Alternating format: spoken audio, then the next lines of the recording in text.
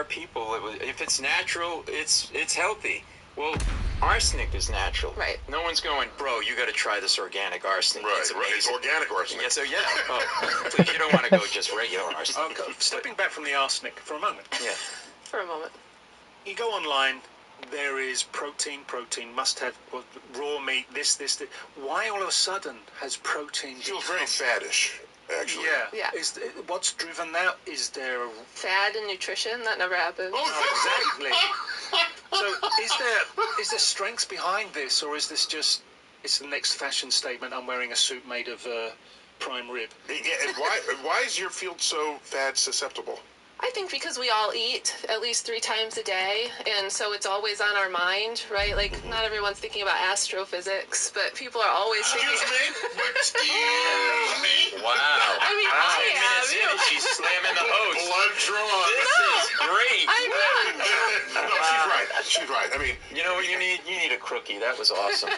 Because what I heard was that people who are on the GLP-1, it diminishes the food fog that we might live in, where you're always thinking about when is my next meal, what am I going to have, and so I agree. It diminishes appetite. But, just the total immersion, especially in this country where there's no shortage of food everywhere. Yeah. That it's just people probably, I will concede, think more about food than about astrophysics. Okay, so pick it up from there. Go ahead. Yeah, so I mean, if you're constantly thinking about it, and food, by the way, is not just nutrition. That's how I think about it as a nutrition scientist. But it's also culture, and it's also how people show love, and it also it's integrated in our lives. And so people are constantly thinking about it. And so I think it's very susceptible to these fads because, particularly with social media, people like kind of scary claims, things that are going to be very eye-catching, and so clickbait, and so people will do that on social media, and it's very of interest to people because they're thinking about food and they want to be healthier,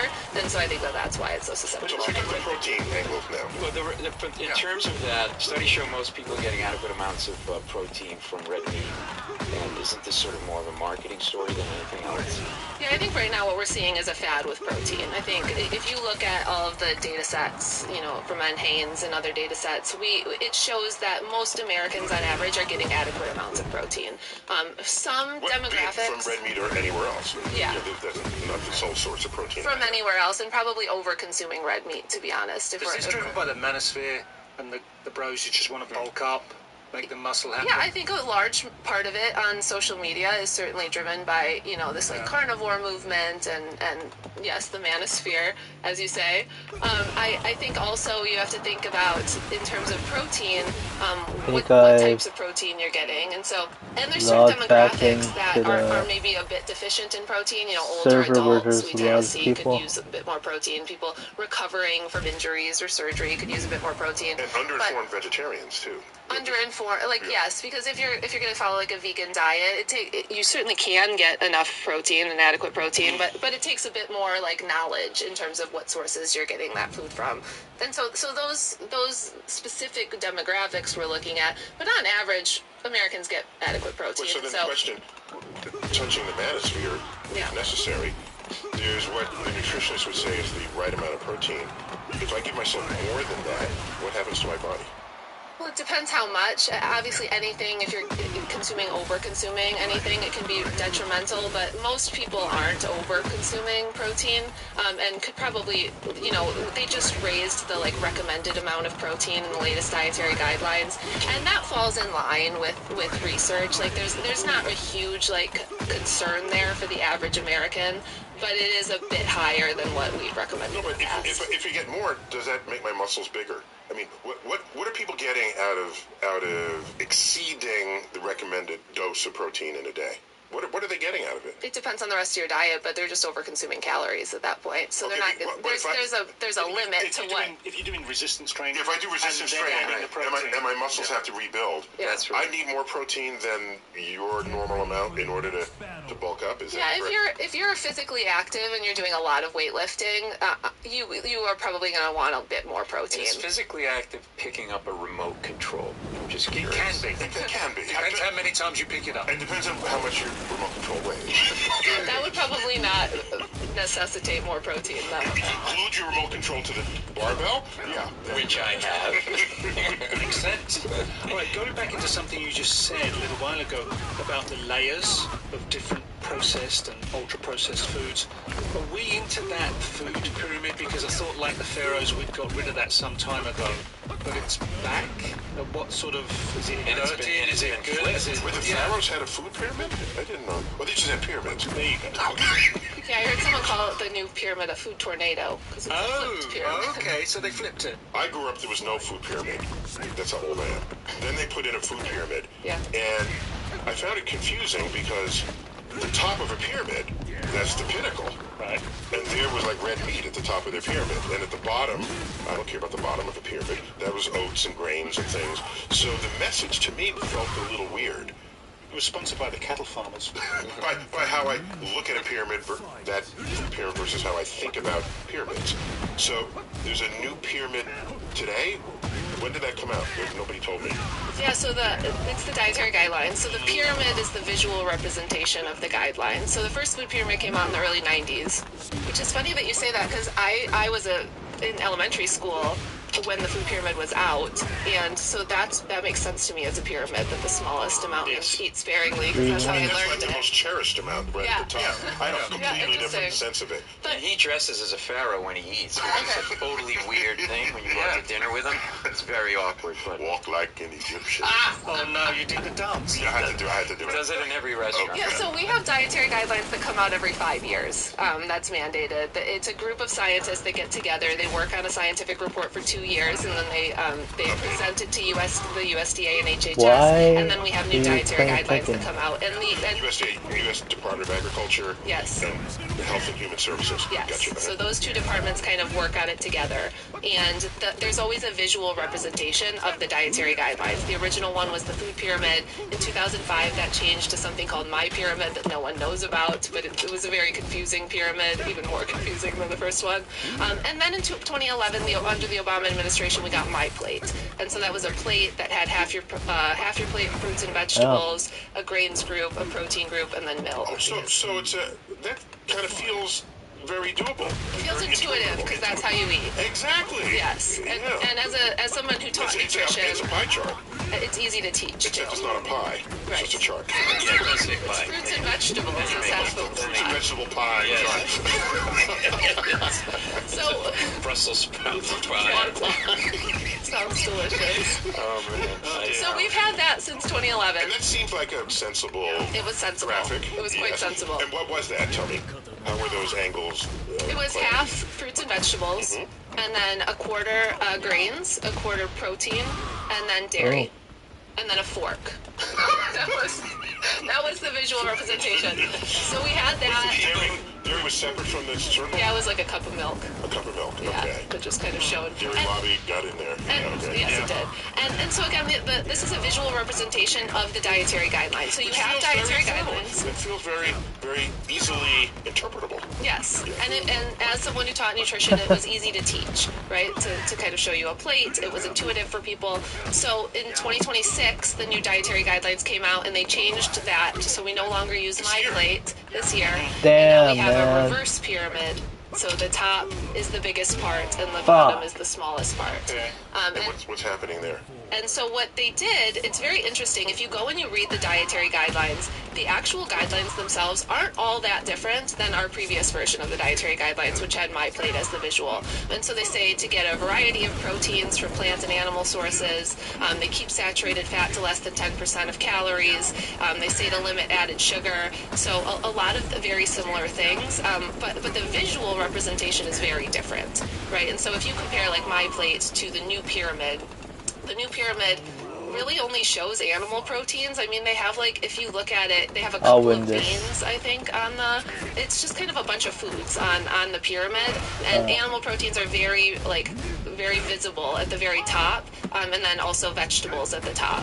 Oh, it's the top of an inverted pyramid. It's the top So of an now you're inverted talking about the widest part. Okay. Yes. Damn, I lost. They're promoting much more animal protein over plant foods, Yes. and sort of it almost makes it feel like what they're telling you is that Ah, man. just go with natural, anti-processing, because nothing says healthy like steak and butter every day, right? Like, so that's where the confusion comes in. Yeah, so many of the people who worked on these dietary guidelines have conflicts of interest with the beef That or guy's dairy all industry, depressing which is chick interesting. sitting in the corner. Yeah, so if you look before, this is kind of a narrative that has kind of always been present, like conflicts of interest with different industries, many different industries. But if you look at the previous scientific committee who worked on the dietary guidelines, they actually had very few conflicts of interest. So I have a question. Who selects the scientists who are on these committees who make these recommendations? Yeah, so usually it's the current administration, and again, it's the USDA and HHS who kind of work on this together. So a committee of, it's about 20 scientists are usually chosen, and they're like... Why don't scientists choose themselves? Why is it connected into government agencies? Because they're government guidelines that will come out, and so it's an independent group that's chosen. And then they work, again, for like 2 years on a scientific report. So they look at all global nutrition science, and then they formulate kind of the scientific report that is meant to inform the dietary guidelines. And those people on that panel are all roided up guys who only eat meat. Not traditionally. Yeah, but any bias among those scientists, it becomes a bias in the final recommendations, correct? I mean, I suppose if there is bias, the idea is that it's independent, that they're just looking at the science, that they're coming out with a scientific report. Yeah, so the scientific report is usually pretty unbiased. Okay. That comes out, but then what happens? Then it has to become policy. Then it has to become the actual guidelines. Okay, so what's happened lately? So this is traditionally how it's always worked. So the scientific committee will submit the report, and then there's this period of time, usually like a year, where they will take the scientific report and then they will create the dietary guidelines. And in between those two things happening, there's usually a lot of lobbying that happens by the beef and dairy industry and the corporate food industry, and so they sometimes will water down language. I don't think there's a lot of examples where they actually completely change the guidelines previously. It's more like the foods that they tell you to eat, they'll talk in our language that we speak, like foods, and then the foods they tell you not to eat, they'll change it to like nutrients that we don't really think about, right? So like eat less saturated fat instead of eat less meat. Those types of things. So some of that can happen. But then it's promoting foods that are high in saturated fat. So this is where it puts a lot of focus on what to avoid, but not much clarity on what to prioritize, which is great because nothing helps people eat better than being stressed out about what you eat. You just end up standing over the sink stress eating because I'm not sure if I need a crookie. So it's a... Well, in these guidelines, the problem with these guidelines right now is that, as you say, meat is very present on the visual representation and in the lexicon and how we're talking about it. And when you look at the actual guidelines, they actually keep the recommendation to keep saturated fat less than 10%. And it's virtually impossible to eat most of your protein from animal meats and keep saturated fat less than 10%. So the visual representation is very confusing because it's very difficult, even as a nutrition professional, to devise a diet that actually follows all of those. That confusion is intentional. Yeah. So it's a misdirection. What is going on there? Why would they intentionally want to confuse people on that issue? I mean, I can only hypothesize that it's because if you look at the scientific evidence, you look at global nutrition research, there's no scientific rationale for to recommend more saturated fat. The recommendation of less than 10% is globally recommended, and that's in line with scientific evidence. Just to be clear, it's 10% of your calories? 10% of total calories. But they want to be promoting more meat, right? I mean, some of the people leading our agencies have identified as carnivore people, and so that it's kind of an ideology. So it's ideology overriding scientific evidence, essentially. And they're clashing. Maybe the strength of the lobby is the strength of the lobby. Yeah. So I think now that you mentioned, I have seen this inverted pyramid, and I didn't know what to make of it. I mean, it looked like just shelves. Didn't you try to eat it because you thought it was a piece of pie? No, it just looked like shelving, right? And it looked like a picture with food on shelves. Well, that was the original pyramid. The original pyramid. But the inverted one, I feel the same way. The inverted one is just a bunch of foods thrown on, like on clip art. Yeah. Oh, yes. Clip on art. a triangle. Yes. Yeah. It's clip art. Yeah. So I don't. I can't. They've invested so much time and effort in that, haven't they? Just clip art. I was so confused because it really looks nutrition. like 1990s clip art. Oh God. Yeah, I like the pie plate, even though it's not a pie. Yeah. Only because there's still a little bit of math in there because you're communicating angular fractions on a circle. It's true. Whereas just clip art Yeah. pastiched onto a surface. We've discussed what can and cannot, and maybe the biases and carnivores that are ruling the earth. What about the police lineup and the villains? Who's in this lineup? I'll start you off with seed oils. Okay. I'll kind of go for Oh, don't get me going about seed oil. Knew that would be a trigger. Hold me back. Yeah, so if we just get specific here, that'd be fun to know what the latest thinking is on all of this. Yeah. Seed oils are quite villainized right now. What's an example of a seed oil? A seed oil are oils that come from seeds. Sunflower oil, safflower oil, canola oil, which is rapeseed oil. Those types of oils are polyunsaturated fatty acids. Sesame oil? Sesame oil. Like toasted sesame oil, which I put on my fried rice? I can't use. So what's wrong with that? There's nothing. Wait, nothing you put wrong. toasted sesame? Oh, you have to. That as a last Why don't dressing you on bring top. some in? So tell me, Those are seed oils. What has been the thinking about seed oils? Yeah. Yeah, so in nutrition science, the thinking has been that they're polyunsaturated fatty acids and they're healthful oils to include in your diet. So there's 3 different types of fatty acids that we eat. So you have saturated fats. Yeah. If you let bacon grease sit, it hardens, right? Because usually animal fats are saturated fats, so they're hard at room temperature. So that's saturated fat. Then you have monounsaturated fats. Those are things like avocados, avocado oil, olive oil. Those are monounsaturated fats. And then you have polyunsaturated fats. And that chemically just means there's multiple places where you're missing a bond for a hydrogen bond. Okay, and what's an example of that? Polyunsaturated would be seed oils. So regarding the seed oil, what is sort of the knock on it, and is there data that backs that up? Yeah, so in nutrition science, we have pretty strong data to show, again, global nutrition science data to show that diets that are relatively high in polyunsaturated fatty acids to saturated fats, so you're eating more monounsaturated, polyunsaturated fatty acids and less saturated fats, are heart healthy, are more healthful dietary patterns. We see this in longitudinal epidemiological studies. So longitudinal is across populations? Yeah, so when you're looking at populations, like large populations over time, and you're looking at their dietary eating patterns, and then you're looking at health outcomes, that's what we tend to see. We see this in studies that replace saturated fats with polyunsaturated fats or monounsaturated fats. We see that improvement in health outcomes. Everything you said sounds positive.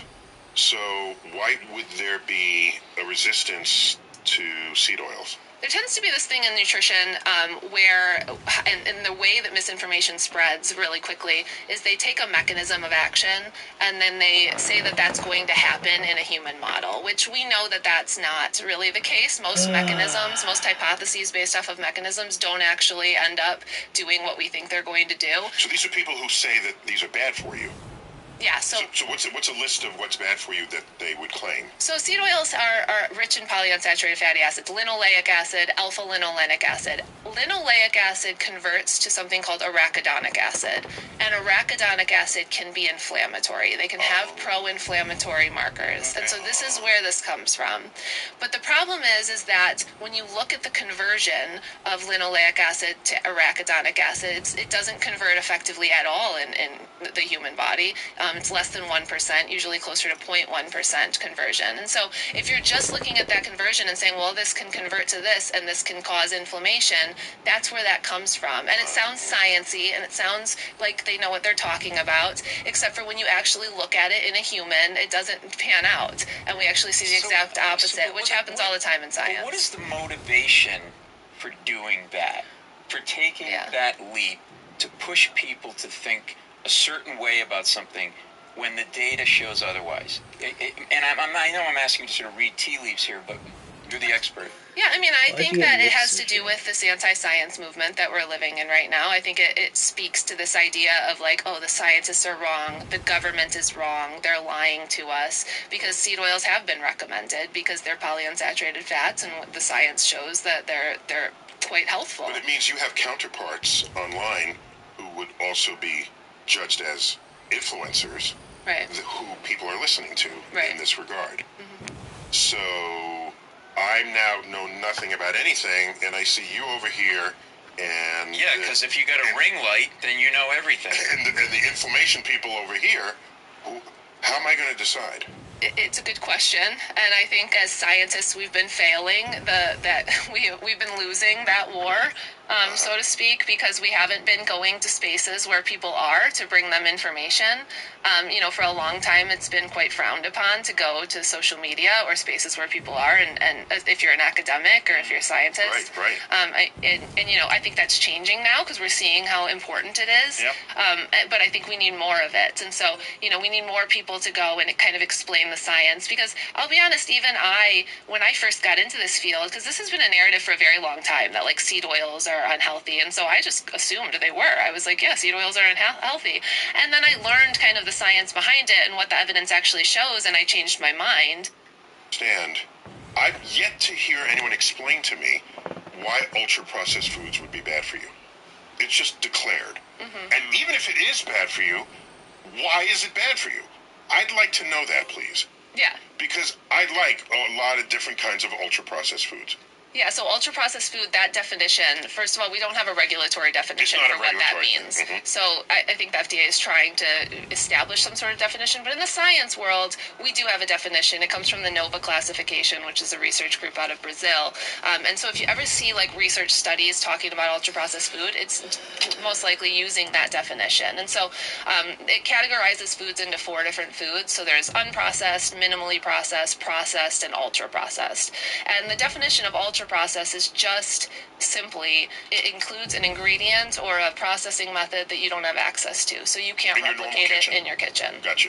So what? So that's a huge variability of food, right? So that could be a Dorito chip, or that could be a yogurt, right? That's got a lot of protein and a good nutrients in it. And so there's a lot of different foods within that category that nutritionally we would say some are much better than others, right? Yeah. Some are going to be really high in fat and salt and sugar, which makes a food really satiating and hyperpalatable, and low in fiber. And so it's going to be really easy to overeat those. But others are going to be very nutrient dense within that category. And a lot of times just adding a preservative that we don't have access to would make something ultra processed in the scientific definition.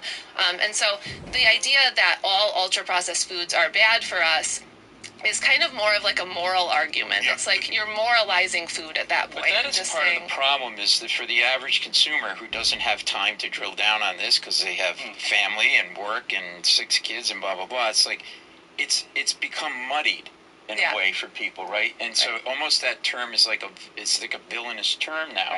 With your bread, fiber-enriched bread is not necessarily bad for you, but would fall into the category of ultra-processed. Right. So how do you get the average consumer to differentiate between the very bad ultra-processed food and the not very bad ultra-processed food? Yeah, I mean, I always try to just talk about like the nutrient quality of the food, right? So look for foods that are higher in protein, higher in fiber, lower in added sugar, right? So looking at those types of foods that you can make better choices, because a lot of the reason we have so many ultra processed foods is because we have a food environment that relies on these prepackaged foods that have to travel far, that have to sit on shelves, and so we've gotten away in this country from like local foods quite a bit, and so that's why up to, by some estimates, 70% of our food environment are these ultra processed foods. And so now, if you're telling people you shouldn't eat any ultra processed foods, it just loses kind of the nutritional meaning of the term. There are people, if it's natural, it's healthy.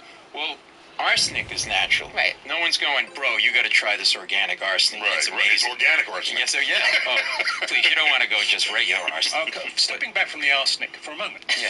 For a moment. You go online, there is protein, must have raw meat, this.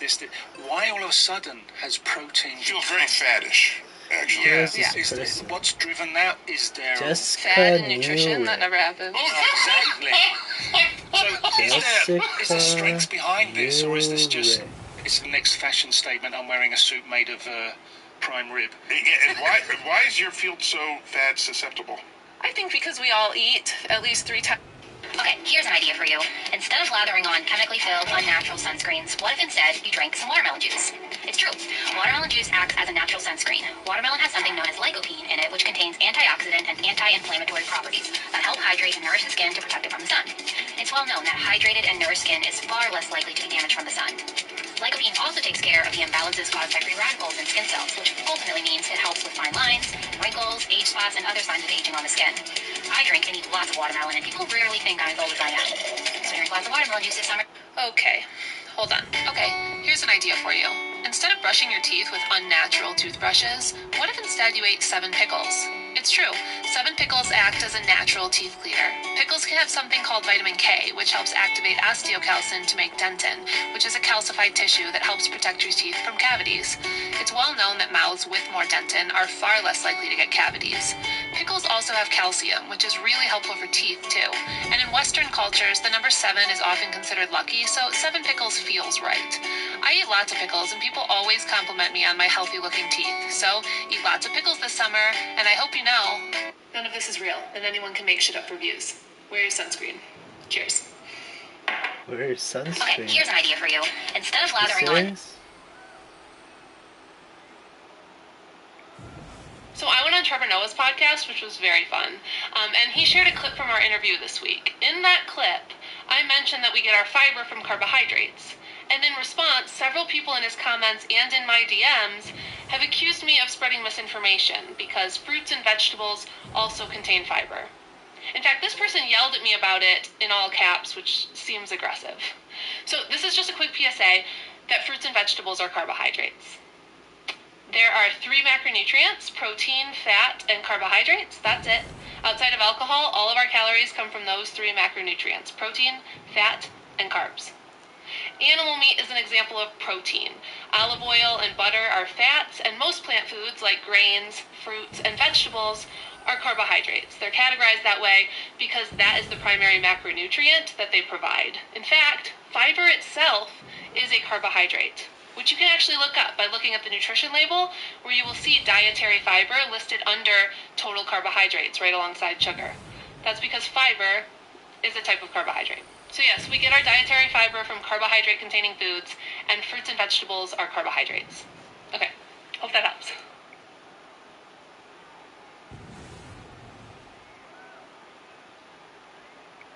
Let's be honest about why we're removing the food dyes. It's not because, for example, the United States regulatory system is allowing them in our food, and all of the other regulatory systems are banning them around the world, because that's just not accurate. It's not done for safety reasons, and that might be surprising to some people. Those food dyes aren't banned in places like the EU or Canada or Australia. Like, they're completely allowed there. Where I say the Trojan horse aspect of it is because we're very focused on this issue, right? This food dyes or the seed oils and French fries in fast food restaurants.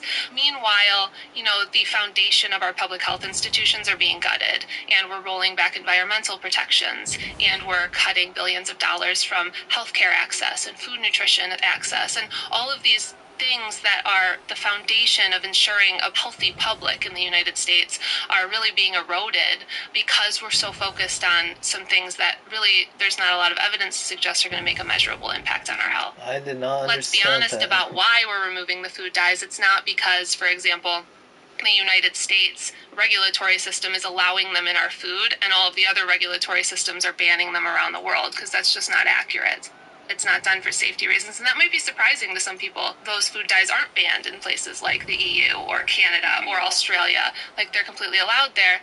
Where I say the Trojan horse aspect of it is because we're very focused on this issue, right? This food dyes or the seed oils and French fries in fast food restaurants. Meanwhile, the foundation of our public health institutions are being gutted, and we're rolling back environmental protections, and we're cutting billions of dollars from healthcare access and food nutrition access, and all of these things that are the foundation of ensuring a healthy public in the United States are really being eroded. Are you poisoning your kids? We stopped giving our kids cereals a long time ago, but especially Lucky Charms. Wait, haven't I seen this video before? You're going to point out an ingredient, Lucky Charms, trisodium phosphate, and then you're going to drive over to Home Depot and show us how trisodium phosphate isn't a cleaning agent, right? About what trisodium phosphate really is, because we definitely don't want to be giving this to your kids. Find it Home Depot to find this trisodium phosphate. It's all edible, right? Here it is.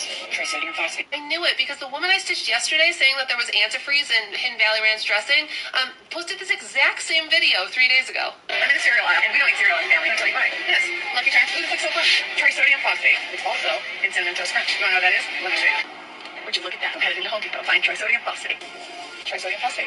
How unsurprising. You see that somebody makes a fear-mongering video targeting parents of young kids, and you see that it gets almost 2 million views, and you're like, I could make that exact same video, fear-mongering parents of young kids, and hopefully also get 2 million views so that I can sell all of my wellness products and supplements and tallow sunscreen and more supplements and clean beauty products, without any consideration for the harm that this misinformation causes. Once again, this is a misunderstanding of chemistry. Sodium phosphate is the salt of phosphorus. It's used in foods all around the world, including in the EU, where its safety was reaffirmed when it was assessed in 2019. And many substances are versatile and can serve multiple functions in both food and non-food applications. I could also show you an ingredient used in many foods, including cookies and other baked goods, like baking soda or sodium bicarbonate. Then drive over to Home Depot, I'm not doing that for this video, and find a big jug of sodium bicarbonate that literally says on it that it's used to strip paint and light oxidation, as well as to clean applications and delicate surfaces. It's the same exact chemical. What's cool though, even on the baking soda that you can buy at the store,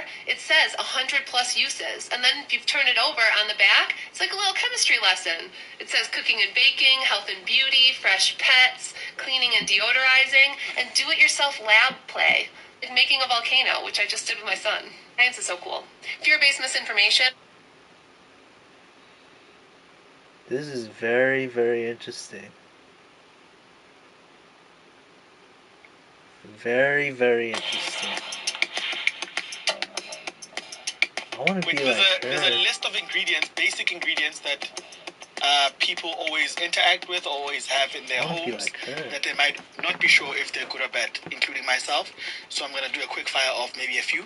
Then you tell me yay or nay and why the yay, right? Okay. So salt, is it a yay or nay? You need salt. Your body needs salt to survive. It's too much salt that's the problem, which is probably going to be my answer to all of these. So now there's a battle between Himalayan salt and just normal salt. Which one is good, which one is bad?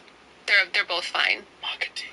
Yeah. Sugar, good or bad? Again, sugar, I mean, there's sugar in fruit, and fruit is a wonderful food, right? So, because you're also getting all of those nutrients. And so sugar is not necessarily bad. It's the overconsumption of sugar that's bad. And particularly, like, added sugar, like a soda, right? Because you're just drinking sugar with no nutrients at all. So that's kind of what you want to stay away from or limit, versus just thinking sugar itself is bad. White sugar or brown sugar? Which one is the best? They're the same. Oh, I always thought brown sugar was way healthy. I thought it was like brown rice. I would eat it all the time and I'd be like, Mom, look, I'm being healthy. No. And then she'd throw carrots at my head.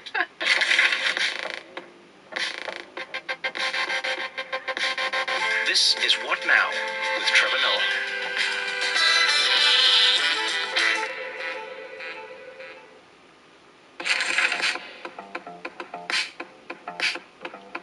Dr. Jessica, wait, you know what's funny? We were all debating how to say the name. I thought it was Knurrik, and then someone else was like Nurik. Nurik. Which one is it? It's closer to the second one. It's Nurik. It is Nurik. Yeah. The K is silent like knife. I don't like silent letters. I'm not gonna lie. I'm just gonna put it out there. Yeah. Your name can be your name. I just don't think this is cool for people because it's like your name is like a trap. It's a made-up name. Imagine if I was like, I'm Trevor Noah, and then they're like, N-O, no, K-N-O-A-H. I mean, the H is kind of silent, isn't it? The Noah? Noah. You caught me. You have a silent letter too. I do. Eugene Koza. No, you know. Nothing silent about because you have to say the H properly. Knife. Knife? Like knife? Knife. No, I'm just thinking about, I've never really thought that the K in knife was silent. It is silent. Knife. I like the knife. Not. There's a lot of silent Ks. Yeah. I like the knife. Yeah, What Ks are lazy letters in words. Awkward start. That's true. They really are. They don't pull their weight at all. Knowledge. Well, at the start of a word. Awkward Yes. start. Whenever other letters are having a convention, then they're like, here comes K. Oh, goodness. Oh, shh. Hey, K. What are you going to do your job too? Hey to you. This is not why we brought you on. We're not going to just talk about letters and... I'm not a linguist, I have to tell you. But you are an expert, which I do appreciate. Actually, like, I know when you read it out, it's you know, it's like you got PhD, nutritionist. How would you describe what you're an expert in? Like, what do you do? What are your qualifications? I have a PhD in nutrition science, but my research focus was really in chronic disease prevention. So looking at like all of the different areas that could potentially prevent chronic disease, Right. and mainly lifestyle related chronic disease, like type 2 diabetes or cardiovascular disease, like cardiometabolic disease. Okay, so help us break down the difference between lifestyle chronic diseases versus what is like a non-lifestyle chronic disease. Yeah, I mean, lifestyle related are just things that we know, we have pretty good evidence that like lifestyle related habits or behaviors are actually impacting your disease risk. Okay. So there are some like chronic diseases that we don't necessarily know that. We don't know like how much behavior is or like lifestyle is actually impacting it. Like, is there give me an example just so I can wrap my head around it. I'm trying to, cause you said type 2 diabetes would be more lifestyle. Yeah. Okay, and then type 1, I guess, no. Type 1, no. Yeah. Okay, so that's just, it might just be hereditary. Yeah, like an autoimmune type response. Okay, yeah. okay. Yeah, a lot of hereditary factors. Right. Yeah, a lot of genetics. Yeah, so you're the... Potentially Where other all like, the people are environmental at. factors. We just don't know as well. So some we know for certain, or there's a lot of research to suggest it? Yeah, and it's also that like you could potentially prevent the chronic disease with lifestyle change. Got it. Yeah. I love the world that you're in. You know, when we were chatting to the team, I feel like you are one of the bright spots of social media, you know? And Eugene and I were chatting about this the other day, and we were saying, like, it was, I'm not going to take credit for it because you said it. Because Jessica, things that happen in our friendship would take credit. I'm not Disclaimers need to happen more. I'm not going to take credit. Buckle up. Because you said it. But Eugene said something very valuable. He said, you know, we can always jump to try and, like, vilify social media, and we can look at the bad, and we can, you know what I mean? But we also forget that there's a good side of what's happening on social media. There's also a good side of what happens on TV, etc. And I was like, man, Eugene, I feel you, man. I feel you. And yeah. And I feel like you're one of those bright spots. An expert on social media, breaking down the most complicated topics for everyone to fully understand. Thank you. I appreciate that. No, we thank you. No, genuinely, we do. I love how you got into it as well. You know what I mean? It's like 1 minute you're the scientist who's like really This working on guy's like too awkward. I can't watch what do they this. call it again? You write the research papers and the Sketching pad? No. You're not my friend. Friends would help. No, the academia. Yes, the academia. You know what I mean? And then now it feels like you've bridged the gap between the information and the people who need the information. Maybe we start on that. Like, what made you think, you know what, I need to get involved in getting this information directly to people and not just keeping it in the world of expertise? Yeah, I've kind of talked about this before that. For a very long time, it was really frowned upon for academics to go on social media. Right. So it was looked down upon. I first went to social media actually back in 2016. My little brother was like, "You should get on this new app." It was like Twitter's like version of a video app. And so I was teaching nutrition courses at a university at the time, and I was like, I could teach on this app. I'll just like whatever my lesson is that day, I'll go teach it on the app. So that's what I did, and I like built up this little following within a few months. And I got a lot of pushback from colleagues and from former colleagues. And, I was a brand new tenure track professor, and I didn't want to, like, put my career in jeopardy. And so when that happened, and, people were making fun of me, like, how's your vlog doing? Oh, damn. And that was a really common occurrence. It was just not a space that, like, we were supposed to be in. And so I got off, and I was off for years and years after that. And I've talked to lots of other like academics and even like medical doctors, and they all feel very similarly. Like it was really frowned upon for us to go to social media, and unfortunately, that's where people go, for better or worse, for their information. And so we lost a lot of ground for many years, not going to spaces where people went for information. And so that's what really initially, well, I guess the second time brought me to social media was I was pregnant with my son. I was pregnant with my son in 2019, and then my daughter in 2022, and between those times, for whatever reason, I think it was after COVID, it was also like TikTok had come out, and I just started seeing way more misinformation than I had seen the first time around, and like getting targeted with it in my algorithm. And so I was like, well, that's not correct. And like, I felt kind of an obligation to protect that particular demographic because like we're quite vulnerable at that life stage when we have young kids or we're pregnant. And so I just went on and started correcting kind of like nutrition misinformation in the pregnancy space. And then, you know, my content has shifted much more so in the last year or so after last summer when I saw a lot of, you know, this like movement happening in public health and nutrition. It just happened to be like my exact area of focus the last 15 years. And so I was able to really see the manipulation that was happening with the narrative. And I decided to just start correcting some of the misinformation. And so that's kind of like what brought me to here, where I am now. Sitting with you, Trevor. If you guys need a moment. Here we are, serendipitous. We always have this debate about social media, and we're thinking there's a pushback in trying to find, not even a pushback, maybe a U-turn in how we experience social media now. People are trying to look for the bad, but it seems like you found the good. What is the good that is in social media right now that people can go look for?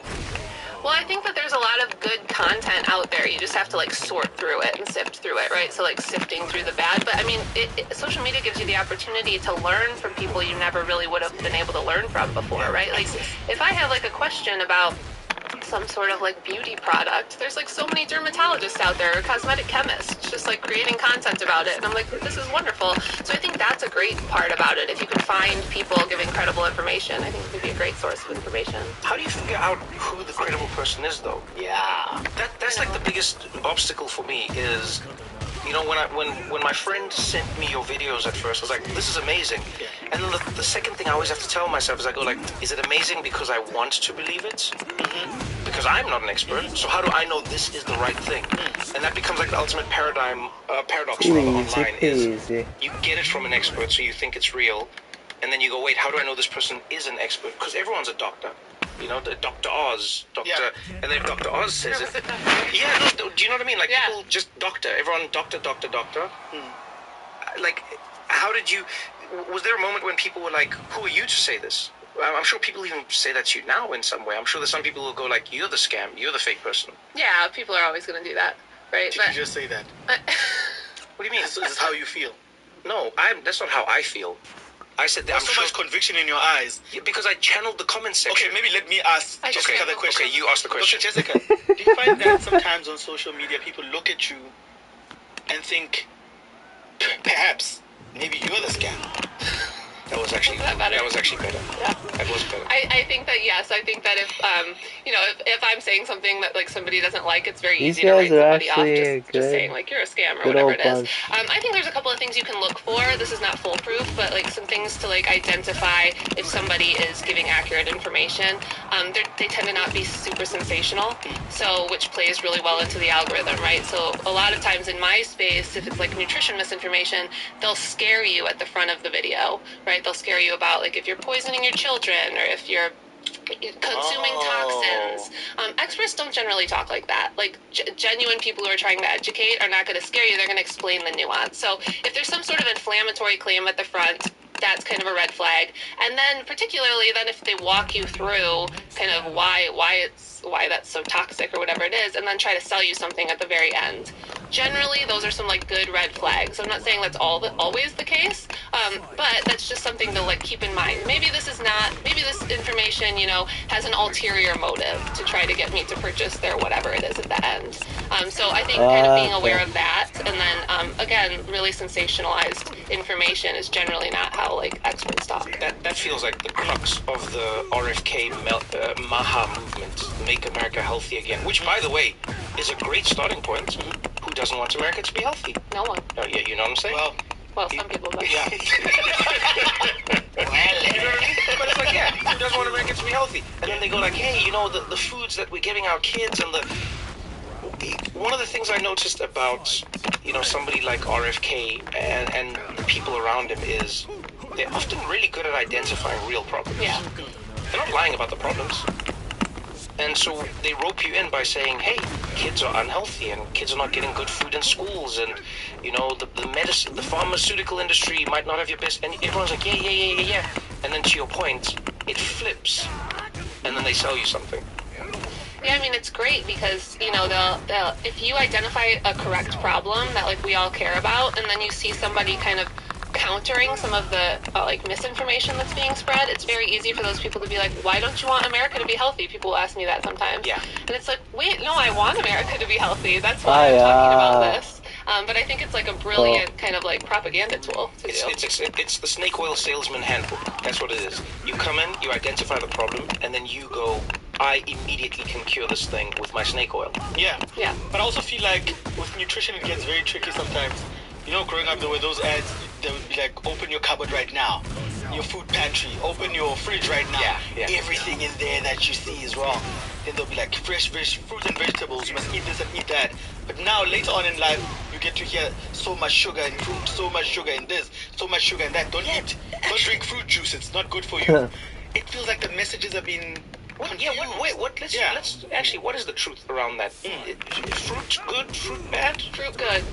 Oh, okay. Juice? Yeah. Well, fruit juice is different than fruit because fruit itself has a lot of fiber in it.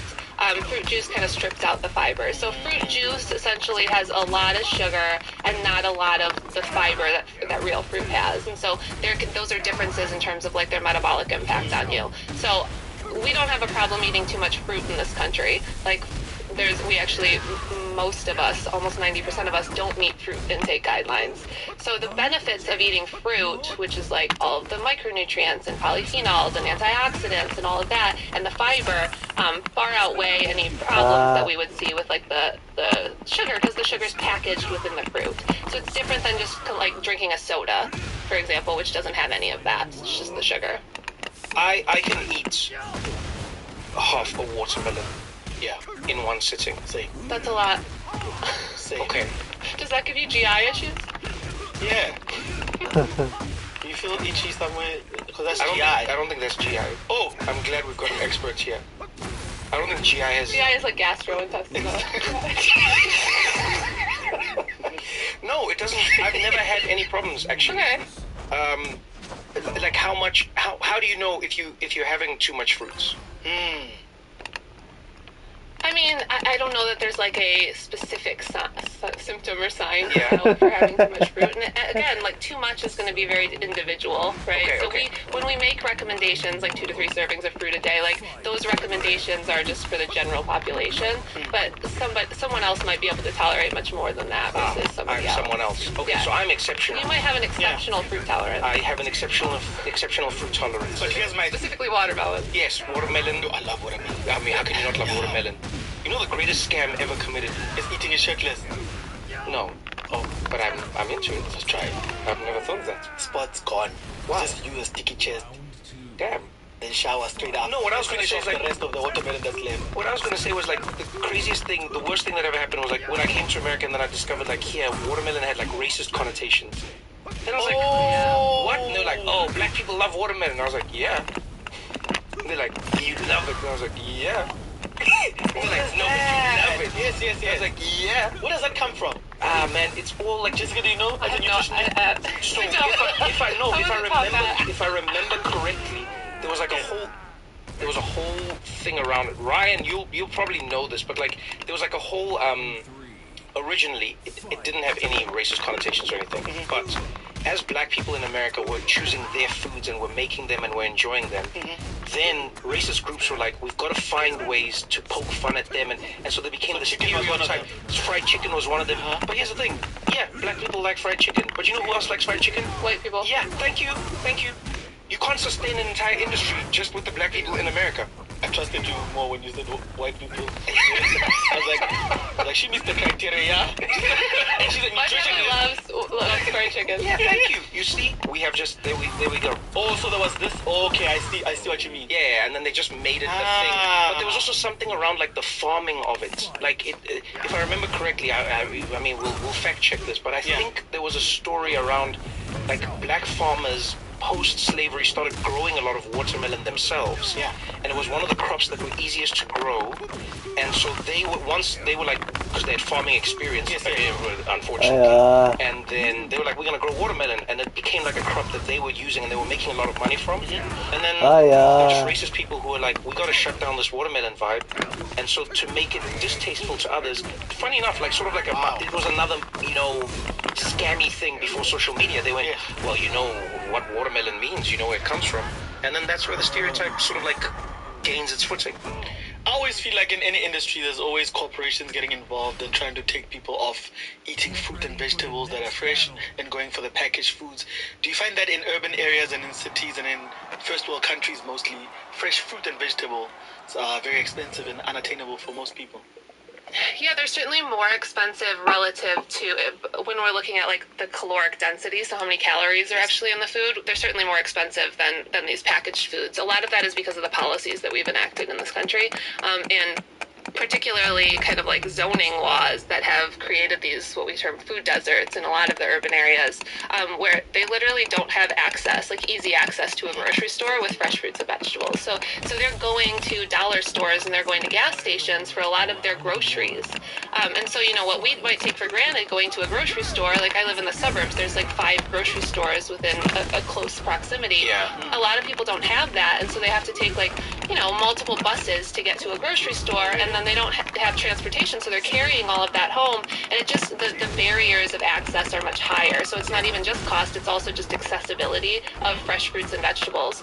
And so what happens then is people are heavily reliant on prepackaged foods, much more so. So they're more accessible, they have longer shelf lives. Because fruits and vegetables go bad after a few days, and if you don't, prepare them, then you have to go back and do that whole thing again to try to get access to them. So yeah, that is a big problem in our country. I mean, millions of Americans live in these food deserts that don't have easy access to fresh fruits and vegetables.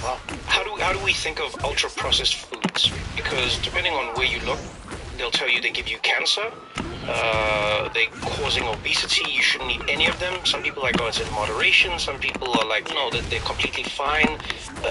What's your view on ultra-processed foods? And I know that's a broad term.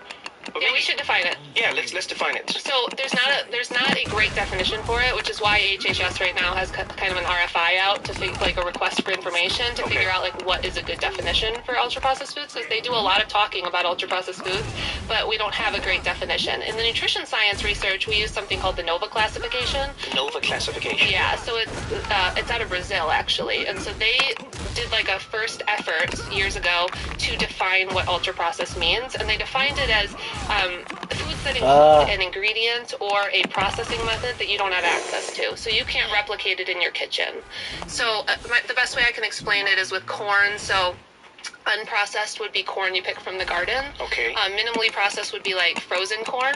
Okay. So they just shuck the corn and put it in the freezer. Yeah. And then processed would be canned corn that they add a little sodium. So just adding sodium is considered processed, like in this classification. And then ultra processed would be a Dorito chip. So you can't replicate a Dorito chip in your kitchen, but there is corn. She's amazing. You see now? So, but if we use that definition, right, because again, the definition is an ingredient or processing method you don't have access to, so that really means any of these additives that, that we use to like preserve food or change the color of food or those types of things. There is so much variability in the nutrient density of those foods. So you can have something like a Dorito chip that doesn't have very much nutrient density, right? It's not great for you.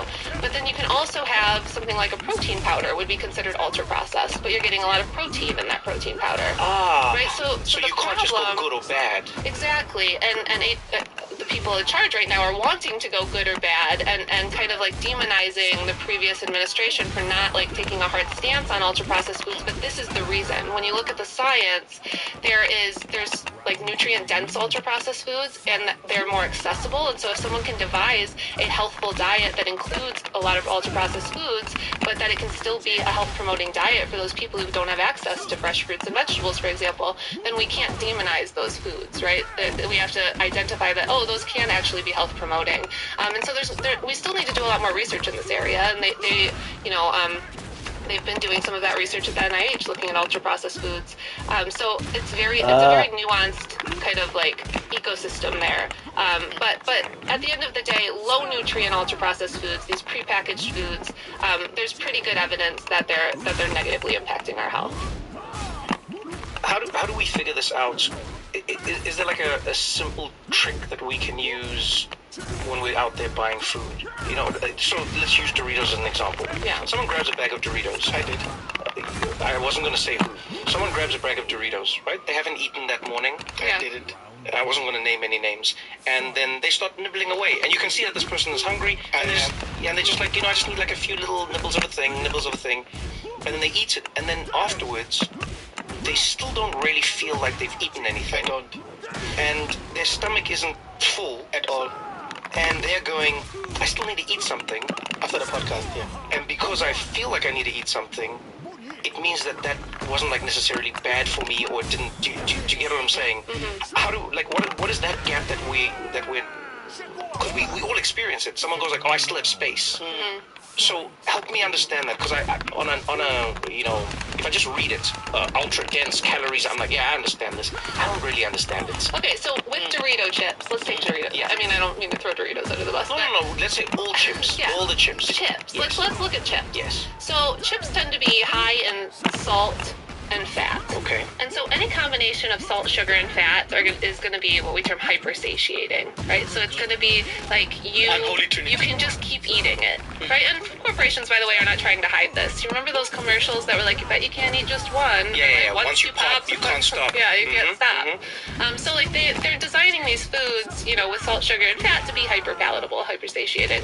So what the problem is that those chips don't have any protein. And they don't have any fiber. And protein and fiber are the things that are going to give you that feeling that you're talking about, which is like feeling a bit full, right? So when you're eating something like that, you want to be pairing it with something that has protein and fiber as well. So maybe you eat a chicken sandwich and you have like some chips, right? Or maybe you eat a bean salad and then you have some chips. Like, so implementing fiber and protein are really where you want to focus. But there's something that's confusing here. So you say the chips, it's the salt, the fat, you're eating it, you know what I mean? It's making you feel like you're still hungry the whole time. You're eating the thing, you're eating the thing, you're eating the thing. It makes you feel like you're hungry, makes you feel like you're hungry. And then you said pair it with something else is like a better way to have it. What about those like brands that say we've got fiber in the chips and we've got do you know what I mean? Like there's some chips that go, no, this is a protein chip, but it still has the same calories on the bag. Are those actually better chips than the other chips? And is the better enough to be better for us, or is it just a little bit better? How much better? 27% better. No, I'm just kidding. Oh, damn. I was like, wow. You were kidding. You were the expert. I just made that up. Okay, I know. I'm sorry. You had us. I'm sorry. I was sold. That's not true. I was let me tell you, I had already scheduled in my brain calendar every event I'm going to, and I was going to say 27%. No, don't say it. No, I am actually pro these food corporations doing things like what you're saying, because I do think that if you could add to something that someone's already consuming, and you can almost make a better version of it, in the sense, and when we say better, it's just like they're adding in these nutrients that can help potentially make them like more satiating, right? Like fill you up as you're eating them, which I think can be a net positive. So I would say that I think that would be like a step in the right direction to add some of these things, because it could potentially help on the back end. I don't really have data to say like how much better it is or how effective it actually is, but theoretically that seems like it could be a potentially good thing to me. I feel like that's where they scam us though. They're smart, because someone like you will say you need more protein in your diet, you need to make sure that you get more fiber, and then they just write on the bag, more protein, more fiber, just like the doctor said. Correct. And then I'm like, back to those Doritos. You know, everything that you were saying about Doritos is so true about how they make you feel, because I'm constantly battling with that. If I haven't eaten anything healthy in the morning, I'll start out with junk and I'll start thinking I'm doing good, but then I'll feel even worse throughout the day. But my question has always been, what is the definition of being full and what is the definition of being hungry? Because there's people who go, I don't eat that much, and they're fine. But there's people who, if they skip a meal, they ultimately, they fall into collapse because they're super hungry. So when you're eating something good, what is the battery level of, now I'm full? Is it because you've had the mass of food? Or is it because your mind is going, we've ticked that box, we've got enough of that, then we're good now? I actually do not know the exact answer to your question, which one it is. I just know we obviously have hormones that are kind of like sending signals to our brain. We have hunger hormones, we have satiety hormones, and so essentially satiety means like you're full, so hunger and then full. And so when you are eating to a certain level, this is why they kind of say to like eat slow and digest your food, because it gives your hormones essentially time to kind of trigger your brain, hey, we're full, right? So if you are relaxed, you're sitting, a lot of people on vacation say that they feel a lot better when they're on vacation, when they're eating, and a big part of that is they're relaxed, they're not stressed, they're not running around while eating, and like they're not driving their car and eating a sandwich, right? They're like sitting at a table and chatting and like having a meal and digesting that meal. And so when they do that, they tend to eat less as well, because when you're digesting, it gives those signals time to be like, hey, we're full, so let's not overeat. Which is another thing about ultra processed foods. It makes it really convenient to eat quickly, right? And so the quicker we eat, the more we're going to eat before we feel that feeling of full. Okay, so help me understand one more thing, because I really don't get this, even though I try and read it and understand it. How is it that tiny bag can make you gain weight when it's like that tiny? Help me understand like the calorie and why you're gaining weight from a thing. So I can eat half a watermelon, as I've said, and I can eat like a few bags of Doritos. Now, I'm not saying this scientifically, but the Doritos will, if I look at my body, if I have a week of terrible food like that, I'll see a difference versus if I eat like watermelons the whole week, type like fruit things. How does that work? Because it seems like the mass of this is greater. But I don't think people fully understand how that tiny amount of food is making them gain more weight than more food. Easy peasy. It's just calories. It's what we term energy density or calorie density. Yeah. So a watermelon is not calorie dense at all, which means that for the mass that you're consuming, the calories are very low. Right, because the watermelon, first of all, it has tons of water. Like, that's the main thing. It's also got fiber, and it's got all of these other like properties to it. So when you're consuming it, it feels like you're eating a lot. It's just like if you consume like a huge plate of vegetables, right? There's not going to be a lot of calories in those vegetables, but it's going to look like a lot. Like if you hand me a big salad, I'm going to be like, whoa, that looks big. And then you hand me like this little bowl of pasta, it might not look as big, but it's going to have way more calories in it than my big salad, right, of vegetables, if you don't put dressing on it. So it's all about the caloric intake. So the small bag of chips has likely far more calories than the half a watermelon or a few pieces of watermelon, whatever you're eating of watermelon. Right. So that's really what you're looking at. Okay, it's all about the calories that you're consuming. Am I correct in then saying, if I think of it as an analogy, it's like calories are like words in a song, right? You can have a rap song where there's like a lot of words in each line, just a lot of words. And then you can have like opera or something where it's like one word for the whole, you know what I mean? Ave Maria. That was only 2 words. I'm sorry about it. No. This is watermelon is Ave Maria in this analogy. Thank you. You see, experts don't judge people. You're the one who fell for the stinking liver scam. That is why. That is why she's an expert who's connecting with people, because she doesn't treat people like idiots when they're trying to understand. Dr. Tiska, you have to learn to say no. No. I actually think it's a good analogy. Thank you very much. I've never even thought of an analogy like that. Yes, because now it's helping me understand. I won't lie, I never fully understood it. Yeah. But now when you're saying it, I'm going, okay, Ave Maria is 2 words. But look at how long it. You get what I'm saying? Yeah. And then like if you go to like a rap song or something, dense, then it's lyrically dense. Exactly. Do you get what I'm saying? Yeah. Okay. Lyrically dense is calorically dense. Aha. So I see. The chips are calorically dense, and then you add to it, they don't have fiber and they don't have protein, which Okay, helps to so fill those you things up. are like separate to the calories. Right. Ah, you see, I don't think Well, most people know this. They're not separate to the calories. Like, protein is involved in the calories, but they help to make you feel fuller faster. Okay, so they're like teaming up with the calorie to do a better thing for the... Ah, okay. Or where else if you have just the calories by themselves, they don't have a teammate, and then they actually become bad for you. Well, you can't just have calories by themselves, because calories...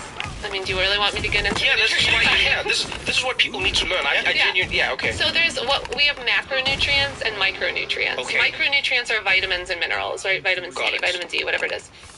Macronutrients are calorie-containing nutrients.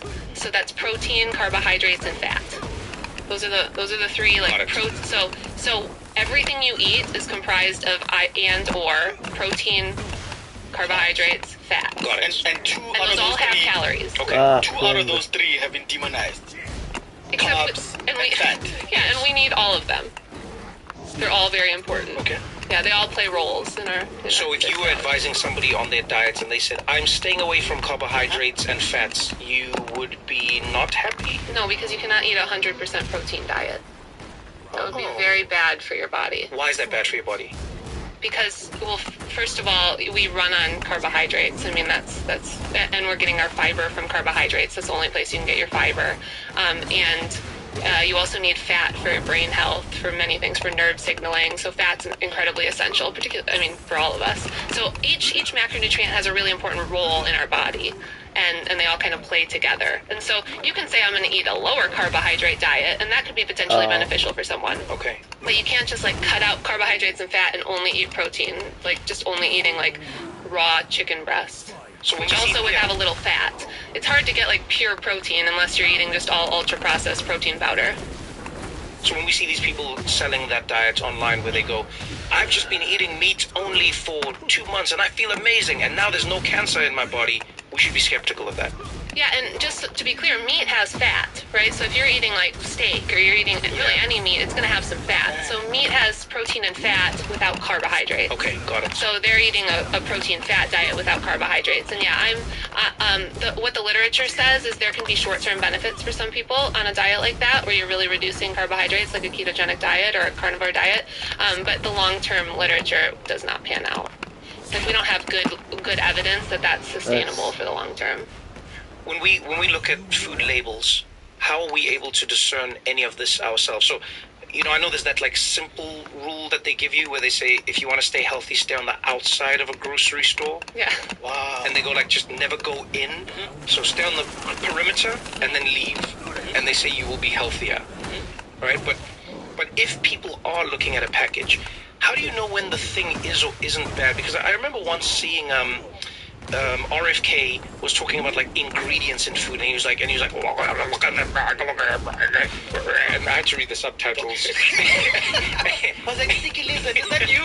No, and then he was talking about the thing, and he said this is what, and then there was scientists who came on and said, no, that's just the scientific name for vitamin C. Yeah, it was riboflavin, I think, in that video. Yeah, and it was oh no, that's just the scientific name for salt, and that's the scientific.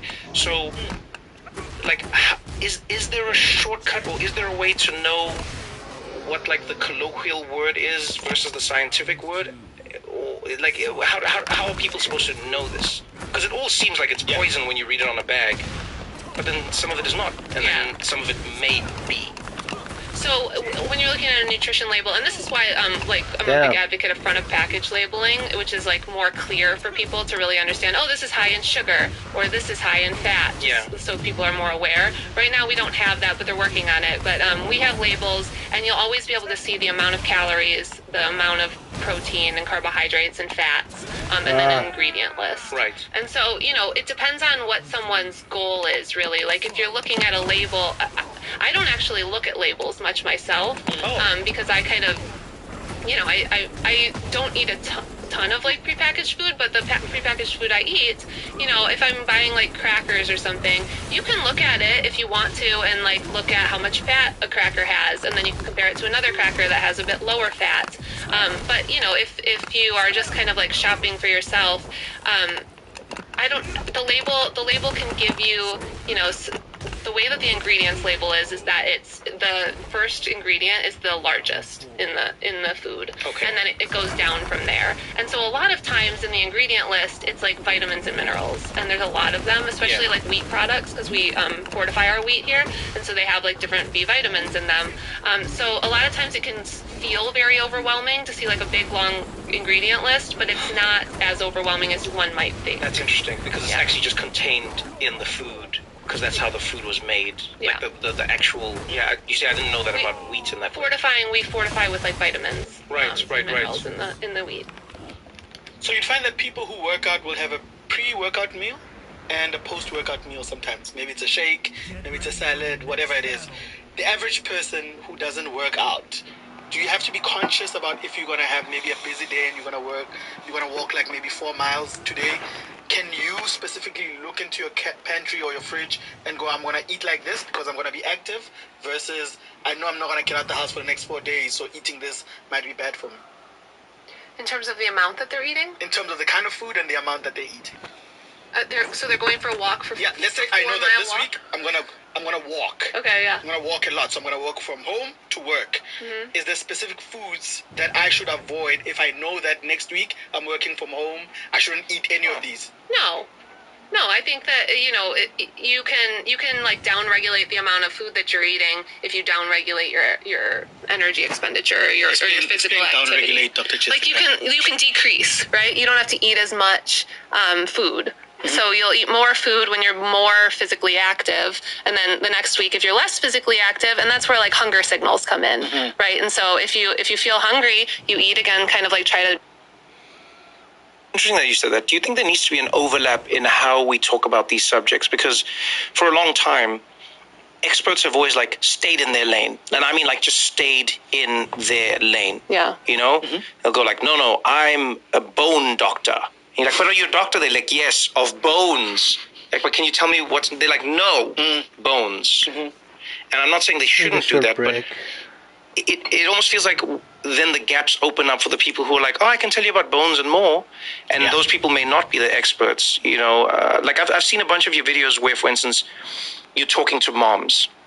And I understand why, because you told us the personal connection you have with misinformation online to moms. But I've noticed that you get into the emotional side of things. You don't just say, here's the facts, you'll say like, I know you're scared.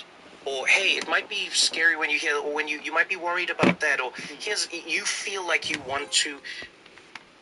When did you decide, or why do you think it's important to make that shift and expand beyond like just the literature and the science and include the human on the other side of the information? I think I benefit from my audience and the conversations that I have, like in my DMs, which I actually do engage with quite often, and hearing how much stress and anxiety and food anxiety many of these women have. And again, I went through this life stage of pregnancy and postpartum, and I actually, with my second, I had pretty bad postpartum anxiety, and so it was important to.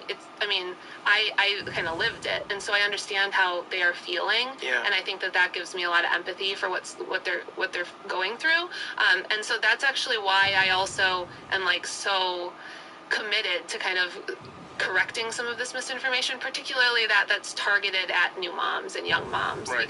because anxiety is really high. And so I hear from women all the time in my DMs about how much food anxiety they have and how they're scared to eat anything, and how because that's what if you get into a particular algorithm on social media and you just keep seeing the same things over and over, and that's what plays really well to social media algorithms, are these conspiratorial kind of really sensational claims.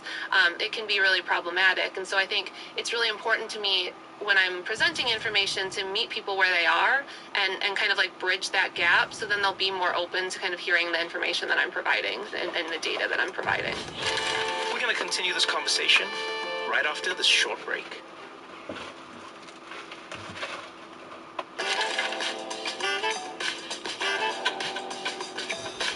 What's your bat signal? Like, what's the thing that you see that makes you go, time to get the cape out? Whoa. Because I mean, I think of you like that. Whoa, I don't think of Jessica like that at all. What do you mean? I really don't think of Jessica. You don't think of her like a superhero? Get the bat signal. Yeah, because in one moment you're like, sitting hey at home. guys, let's get the bat signal out. Let's get the cape. but that's get the bad thing. yeah, but everyone has their Batman, especially because you think about it. You're sitting at home, right? You're a mom and you're a doctor, yes, but you're at home. There's got to be something that you see that makes you go, I got to get my Batcave. I want to know what that thing is. Trevor, so you don't want her to be Batman? No, don't do that. You saying Dr. Jessica can't be don't Batman? do that. Is that what you're saying? Go back to how when she sees. Oh yeah, you got to do it. So you're at home. Yeah. You hang out with the kids. You're doing your whole thing, and then a video comes up. You're like, what is this video? And then you see the video, and you're like, I've got to do something about this. What are you looking for? That's exactly how I'm going to say it from now on. What are you looking for that triggers because there could be things that people have. There's old wives' tales. Right. Yeah. I could be wrong on this, but a lot of them aren't really harmful. They just don't do. It's like people throw salt over your. It's things like that even in nutrition. I'm assuming. Yeah. And then there are things that are actually detrimental to people's health. Misinformation. Misinformation that'll hurt you. Right. Because there's useless misinformation. Right. And there's misinformation that'll hurt you. When you're online and you're seeing these videos, what's something that triggers you to go, oh, no, I've got to step in and, like, for instance, what's the most recent one that you did where you went, oh, yeah, I've got to step in here? Yeah, so usually it's someone will, most of the things that I respond to, people have sent me. And so if somebody sends it to me and then I see it and if they are very concerned, that's one of the signals that I look at. So, oh my gosh, they're concerned. Then I'll go watch the video. And if I see in the comment section a lot of people who are either being misled by it or being concerned by it, that's usually what I look for. So it's like videos that a lot of people are influencing a lot of people or are confusing a lot of people. That's generally what I'll do. And then I also kind of think, can I provide a good rebuttal that's not too in the weeds in a succinct amount of time? Because it's social media, right? And so if it's going to be like a 10-minute rebuttal, it's usually something that I'll kind of put to the side. But if it's something that I'm like, I can literally just show a couple of articles about exactly how false this is, then that's something that I'll kind of pick up. So something that's like in the vernacular, in the like, we're all talking about it. Okay, got it, and that's in like our thoughts. Yes, the zeitgeist. The zeitgeist. Yeah, we're in the zeitgeist. Yeah, and then can I really like respond to it effectively in a short amount of time? Do the other people ever respond back to you? Like, because you're out there saying, this is false, this is fake. Do those people ever come back at you? I mean, it's happened a few times. Yeah. Usually they just block me. Oh, lazy. So they don't like try and challenge you at all? Not usually, no. Ah, man. I was... Sometimes, though. Sometimes, sometimes they refuse to, like, accept what I've said, too. Or they'll just kind of, like, dig in. Just depends on who it is, I suppose. So in that type of scenario, when someone is claiming to be an expert and another person is an expert, how do you then show a neutral observer where the truth actually lies? Yeah, so I don't rely on them to just believe me because I'm me. That's why I use so many like references in my videos, and I'll show like if I tell you, for example, a lot of people on social media are saying like synthetic food dyes are banned in Europe. Yes. Right? Yeah. Like you've probably heard it. Red dye 40 is banned in Europe. So I will, and I think that's a harmful narrative because what it does is it kind of like plays into this idea that like America is poisoning us and all these other countries care, like their scientists care and their regulatory agencies care and they're banning these things, and that's just not true. And so what I'll do is I'll show, all 5 synthetic food dyes that are used in the United States predominantly, which is red 40, yellow 5, yellow 6, blue 1, and blue 2, have all been deemed safe by EFSA in the European Union. All of them. They have? All of them. Huh. Yeah, see, you. Yeah, no, I This didn't. is because of the narrative on social media, and they've all been deemed safe. I knew that they were deemed safe, but I didn't know that they were also deemed safe in Europe. Does that make sense? Yes. So they're deemed safe here by the FDA. Yeah. But they're also deemed safe in the European Union by EFSA. And so I'll go and I'll show kind of like their regulatory agency, or not their regulatory, but their scientific safety agency, and I'll show how they've been deemed safe. So you don't have to take my word for it. Go fact check me. But I'm going to bring this information to you so that you're aware that it's not a difference in regulation. Yeah. And then I kind of like will walk them through whatever else we're talking about. But I think that that's really helpful to kind of give people their own ability to then go and look into it more if they want to, or actually like show them why it's false instead of just kind of relying on them believing me that it's false. Like I'm doing right now, because I'm not really showing you that it's false, but go fact check me after. No. I mean, I'll read this, but what I'm saying is like I knew one part of it, is what I'm saying. It's like I just knew one piece of it, And then I didn't know another piece of it. And I think that's actually what people don't realize. That's fertile ground for misinformation. A lot of people think, and this is something that I had to learn, and I learned it acutely during COVID. Before that, I didn't really need to know it, I think. I didn't understand how so many people felt the way they did about vaccines, right? And forget the COVID vaccines. I'll always say that to people who are even like fighting with, I go like, let's forget the COVID vaccine for a moment. Take it away. Because I understand this was a unique moment in time. It was fast. It's confusing. Let's forget it. But vaccines themselves, I don't understand how you're against them. They'll be like, because they're not safe and they're not this. And then I go like, I grew up in a country where like my arm looks like a war zone. Do you know what I mean? It's like, I've got every vaccine. You've got every vaccine. Our parents have every vaccine. Everyone's just, please tell me you've been vaccinated. But they didn't give us a choice. You were in school, bam, bam, bam, jab, jab, jab, and they did the thing. Polio vaccine. Yeah, like all, malaria. All of these things, right? And so what I then realized was, it's sort of the opposite. It's not the people who don't know anything. It's the people who are actually reading and trying to learn and really informing themselves that are oftentimes the most susceptible to the misinformation because they quote unquote do their own research. Yeah. Do you know what I mean? So they go, well, I actually read this and I read this and have That's you seen that crazy. video? And I saw the study that was done and I saw this and then it's like, is it a study? Is it not a study? It was a study on 5 people who conducted the study.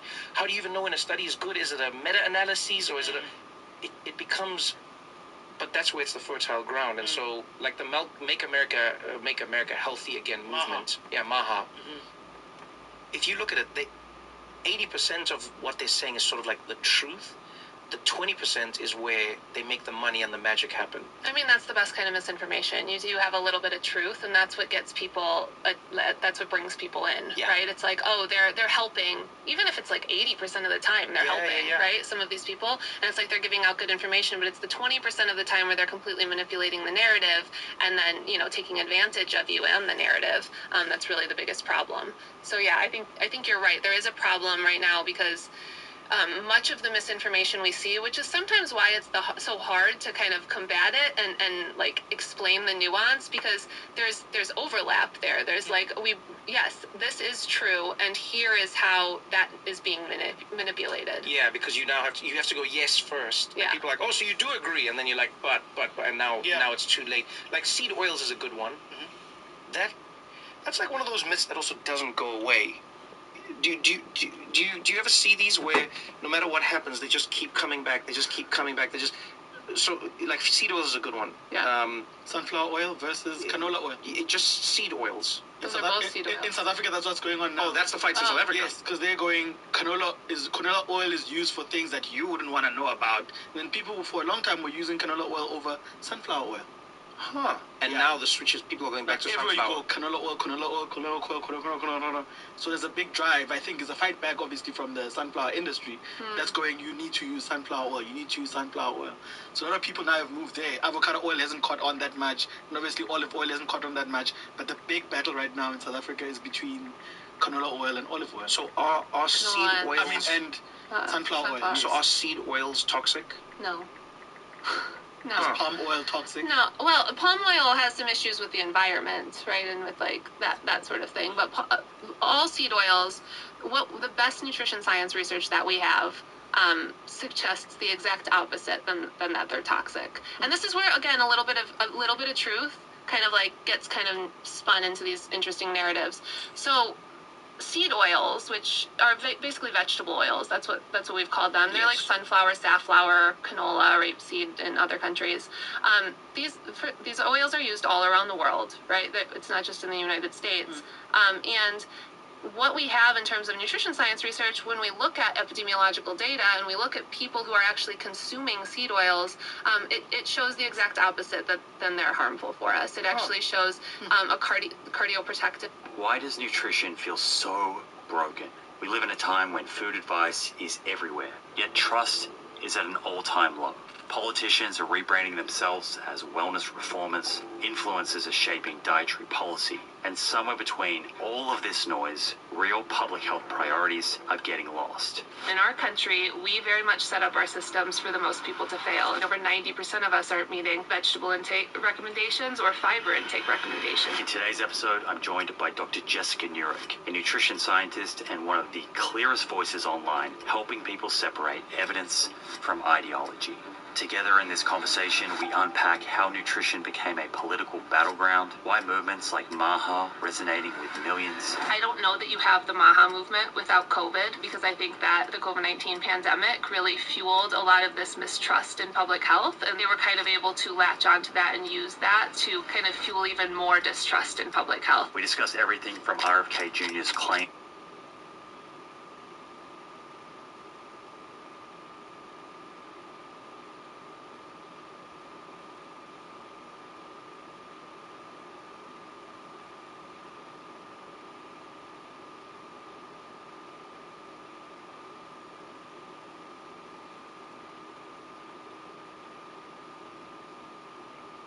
You see massive health disparities. If you look at the highest income bracket versus the lowest income bracket, there's a 15-year age gap for men and a 10-year age gap for women. There is a bit of a revolving door between the FDA and the C-suites of big pharma and big food companies. We do have a food environment that is nearly, by best estimate, 70% ultra-processed food, right? And there's a reason for that. Trampoline. No wonder the Wilsons are in good shape. So light that barely dances on milk. Greatest advance in infant feeding in 30 years. The solutions to those problems require institutions, and we're in a moment in which distrust in institutions has never been higher. A lot of people will ask me, well, what do you think the MAHA movement is getting right? And what I always say is... Jessica, thanks for coming. Thanks so much for having me on. Opinion or your mind? Why do you think that seed oils became like just the utter obsession of so many people? Like, what is happening around this particular issue? Yeah. Okay, I think that this is where that, like, there's a small amount of truth that is getting blown out of proportion, right? So for a long time, first of all, I have a PhD in nutrition science. I never even heard of the term seed oils until social media recently, like, you know, in the last multiple years. It's just not what we talk about. See, this is why we can't trust that institution, then, right? That gave you that PhD. Yeah, we talked about them as like vegetable oils or the individual oil, like safflower, sunflower, the individual oil. We were actually talking about polyunsaturated fatty acids, but never seed oils. That's just kind of like a new made-up term. And I think it comes from the idea that, like, seed oils are a highly processed oil compared to something like an extra virgin olive oil or something. Diabetes has gone up 98% in 20 years. Nobody's doing anything about it. CDC's job was to make sure that this didn't happen.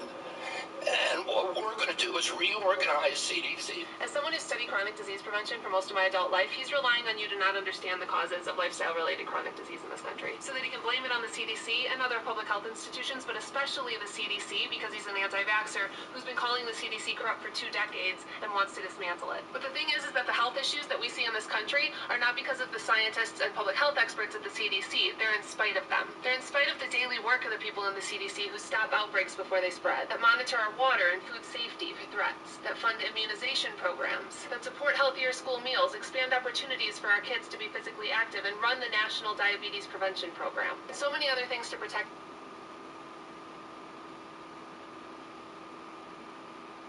So many other things to protect people, especially the most vulnerable, from preventable harm. A lot of their work is a big reason why since the 1940s, when the CDC began, life expectancy in this country has increased from 65 years to 79 years. Malaria was eradicated, smallpox was eradicated, measles and polio were considered eliminated, and infant mortality has dropped 80%. It's also true that at the same time we've had so many amazing advancements, the U.S. underperforms in many health metrics, largely in lifestyle-related chronic disease. But that is in spite of the work of scientists and public health experts. That's largely because Americans are not meeting evidence-based health guidelines. Over 90% of Americans aren't meeting fiber and vegetable intake guidelines. 80% of Americans aren't meeting physical activity guidelines, and over half of Americans are eating too much added sugar. We are overworked, stressed, lacking sleep, glued to our phones and social media, and not getting adequate nutrition and physical activity. And the reason for that, or the root cause, is not scientists and public health experts who routinely give out evidence-based health recommendations. It's because we do not support evidence-based health promoting policies in this country. And we have an entire system that prioritizes profits over people's health. From our food system, to our for-profit healthcare system, to our infrastructure that was built for auto industry profits, not walkability, to our long work hours with lack of vacation protection, to our environmental policies that favor chemical industry profits. And layered on top of all of this is income and racial inequality, which magnifies every health challenge. Our health outcomes and these inequities are the logical conclusion of building systems for profitability at the expense of people's health. And the current pro-industry administration is making these problems worse. And they benefit very much from RFK Jr. getting you to believe that the problem is scientists and chronically underfunded public health institutions with people who work day in and day out to save lives, instead of a deregulated pro-industry economy that has consistently prioritized profits at the expense of people's health. And this is the logical conclusion of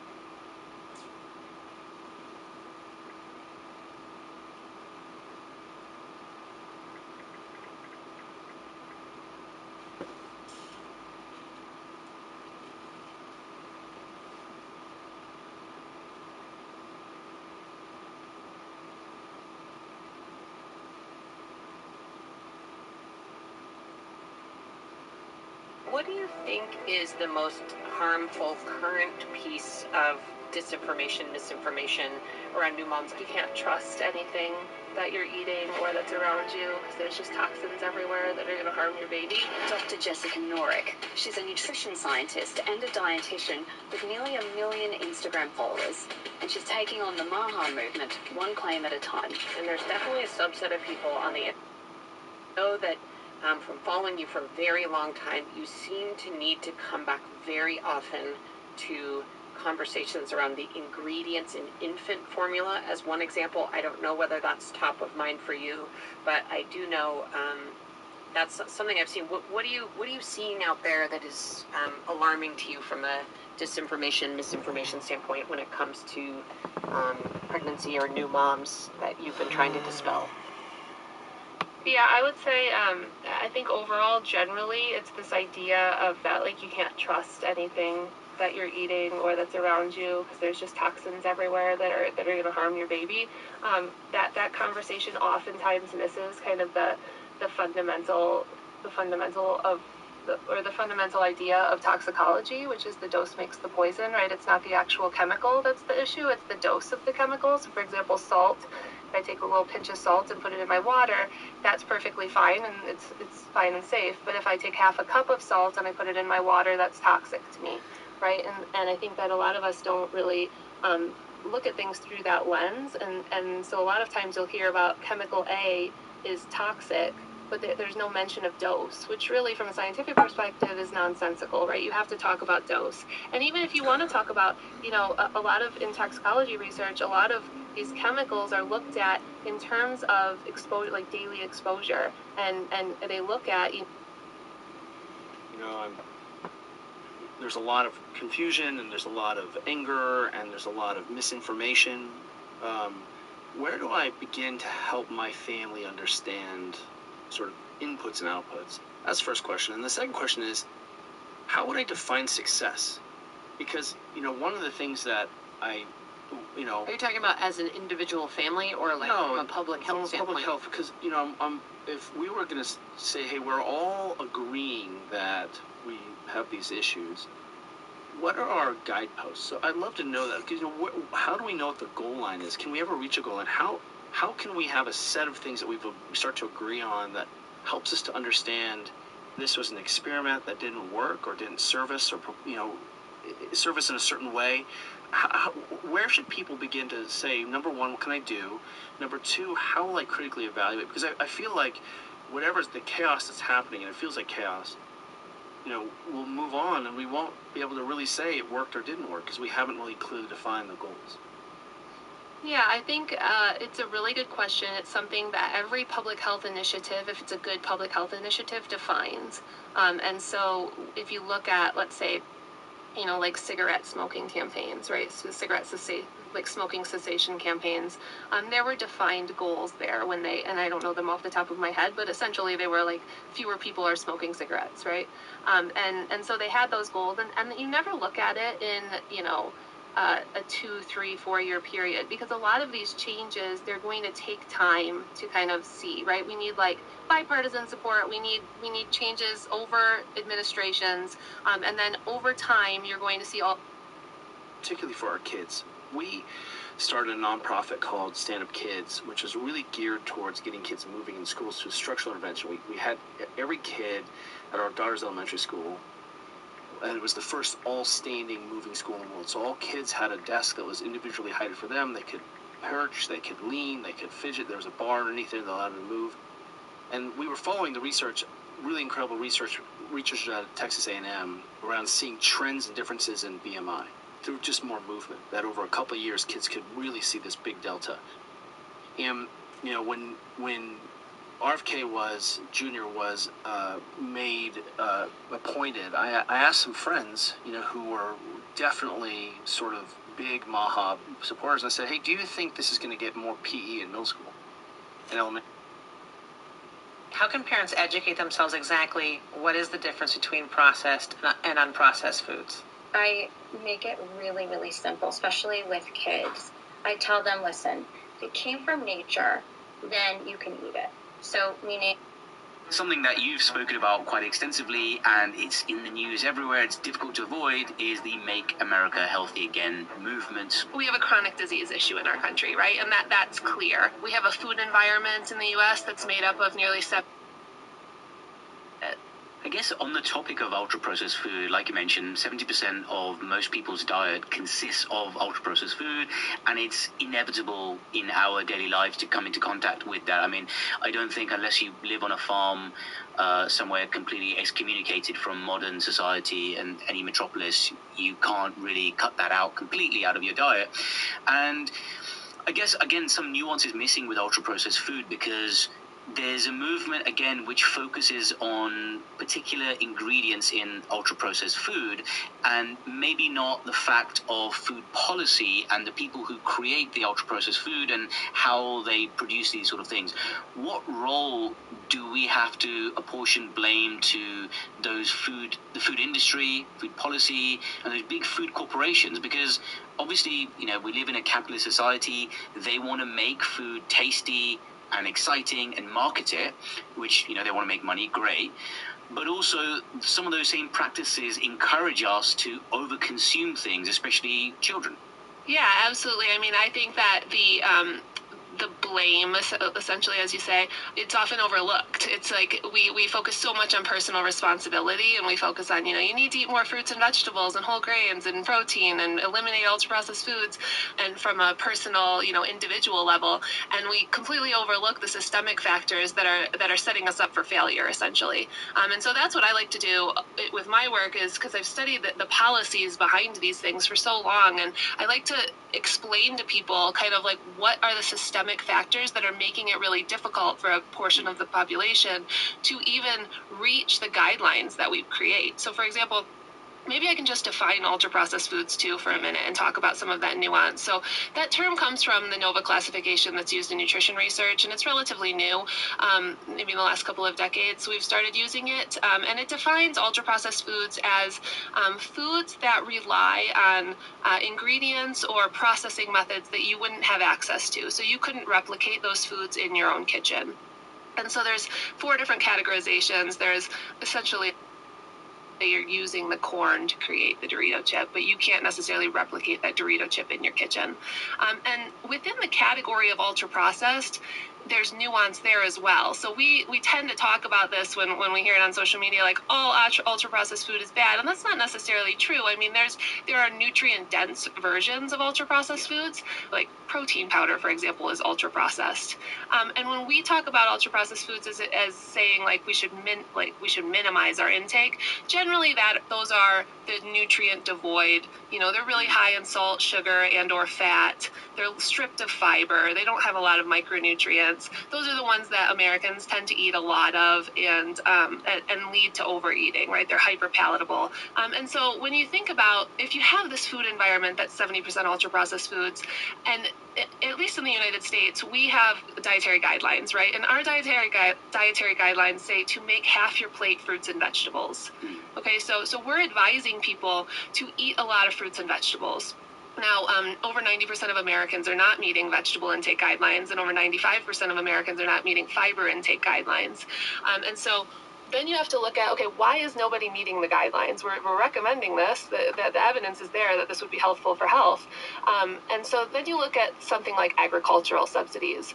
Well, in the United States, the vast majority of our agricultural subsidies, which, you know, help to kind of make these crops cheaper, go to crops like corn, wheat, and soy. They go to commodity crops. And less than 1% of our subsidies go to what we call specialty crops, which is produce. I guess, you know, what you've just highlighted there, you know, this sort of cognitive dissonance is another example of misdirection where, you know, if you take a pack of Skittles, for example, if you remove a bad ingredient or ingredients from the Skittles, you know, the E numbers or any food dyes, and you made Skittles a uniform white color, it doesn't make Skittles a healthy option suddenly. So I guess it's, again, more credence to the claim that you can't just focus on those individual ingredients. Someone can have Skittles as parts of a varied diet. Maybe if they have, you know, some Skittles, but, you know, they're predominantly eating high protein,